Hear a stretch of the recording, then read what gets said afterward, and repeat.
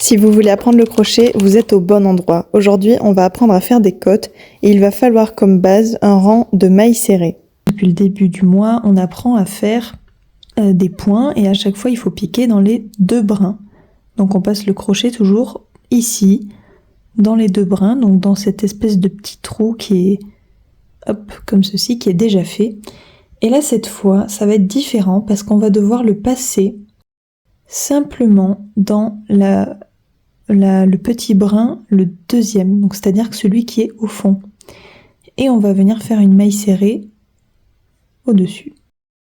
Et là, à nouveau, on va passer sur ce brin-là. Donc on pique pas le crochet sous les deux comme ceci.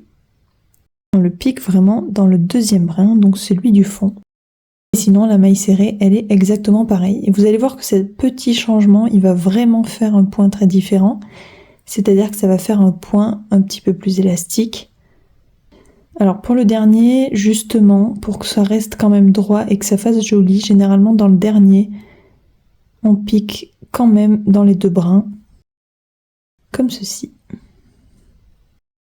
Une fois qu'on fait une maille en l'air, on fait demi-tour. Et là, on voit déjà que ça fait pas tout à fait le même effet que d'habitude. Et là, pour ce deuxième rang, on va à nouveau piquer dans les petites brides qui sont derrière.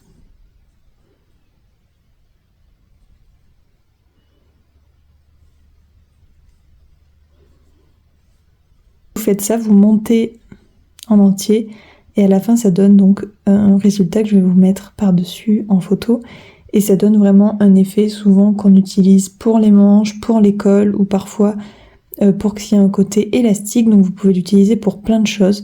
Personnellement, je l'ai utilisé pour ce bonnet et je trouve ça trop joli. Et on se retrouve demain pour un nouveau challenge.